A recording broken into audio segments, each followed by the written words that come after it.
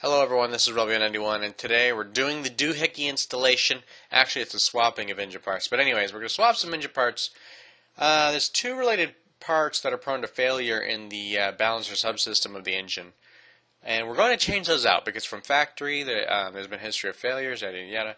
In the newer KLRs, the idler lever is improved, but not what it could be. Also, the factory extension spring is too long to do any good. I'm reading right off of the happytrail.com Doohickey install PDF form, and yeah, so I hope I explained it that well. But I'm going to show you the procedure. Basically, we're going to drain. Well, we're going to remove the skid plate, and so you can see me removing the skid plate, blah blah blah. And then we're going to place a catch pan under the drain plug and remove the drain plug, which is a 17 millimeter. We're going to drain the oil, basically. And after the oil is draining, we're going to remove the front sprocket cover. Front sprocket cover. We're going to take out three 10 millimeter sprocket cover bolts. And there's one on the top, which is right there, one on the lower right, and one on the lower left, which you'll see in a moment. And we're just going to remove that cover off, and then after that, see, remove it out. And then we're going to remove the shifter lever by taking out the one 10 millimeter shifter level bolt on the base of the shifter lever. Always say level. But anyways, where are we at? And then after that, we're going to remove the outside rotor cover. This is the rotor cover. We're going to call it an engine cover. It's on the outside. We're going to take out the 10 8mm rotor cover bolts. And then, what you need to do after you take out the bolts, we're not going to take it off just yet, but I would place your catch pan below it so that the oil can drip down. Anyways, we're going to pull out this little loom of wires out of the protective slot. Basically, it's in a protective slot. Also, pull the green neutral wire, and it's below the counter sprocket. Right? I didn't do it this time. I mean, in this shot, I didn't do it yet, and you'll see me struggle. Okay, this is me taking the cover off, and then eventually I'm going to struggle because the neutral wire is still on. See there, so I gotta take it off now. So I took out. So make sure you take that off. You just pull it off, basically. Make sure you have your catch pan underneath, and you're going to take off the cover and rest it on the rider foot peg. And then take out the old gasket, which is right there. If it tears, you're going to need to replace it. I would use a new gasket anyways. So, just letting you know. There's the gasket.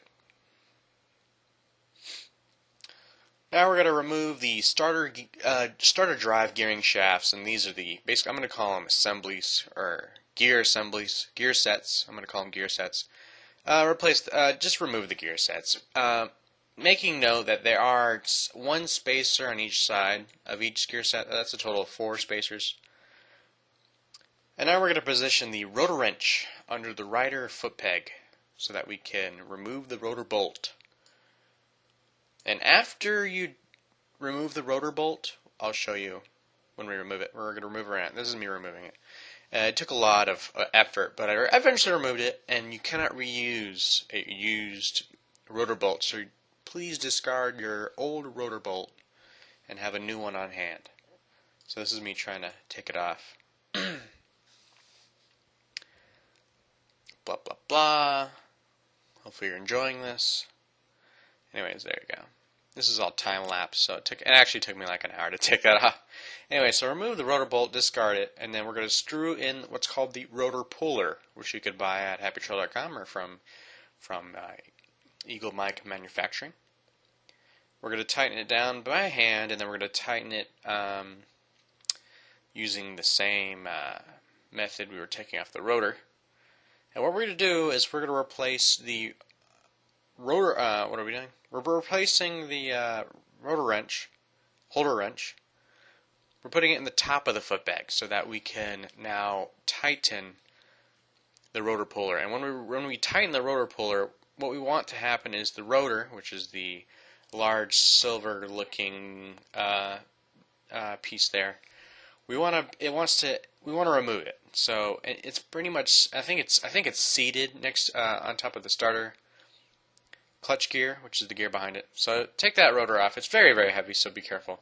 Make sure you don't drop your Woodruff key like I did. Oh no, I didn't do that yet. Anyways, so take that off. There is a, be careful of the spacers. Be careful of the, see, there's my Woodruff key falling. Make sure that doesn't drop in your oil pan.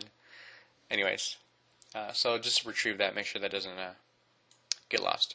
So take off that starter gear. There are washers. You could refer to your service manual. There should be 2 washers behind the starter gear. So pull that off.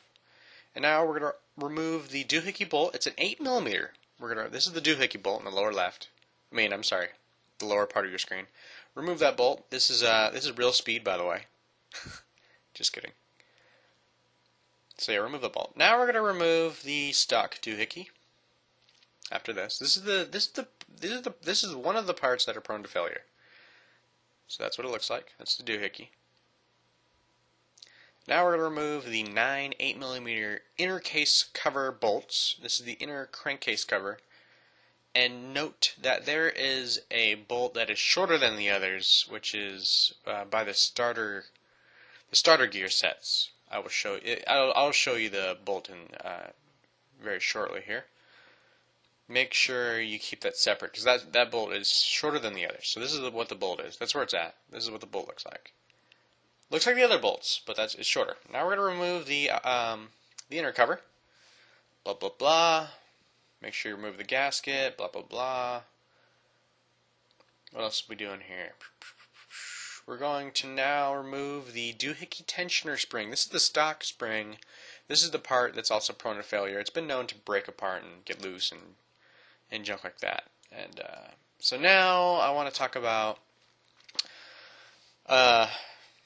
drilling. I want to talk about drilling the inner case cover, because if you bought the torsion spring, what's called the torsion spring, you're going to need to drill a 1/16 inch hole at the 530 position. You'll know that if you want to do this procedure. You'll know what I'm talking about. So at the 530 position, you're supposed to do for the new springs. If you have a torsion spring, 530 position, don't do it at 7 o'clock or 6 o'clock. That's what I try to do, and later in the video you'll see 3 holes, but don't worry about it. Anyway, so make sure when you drill the hole you have an air compressor, or metal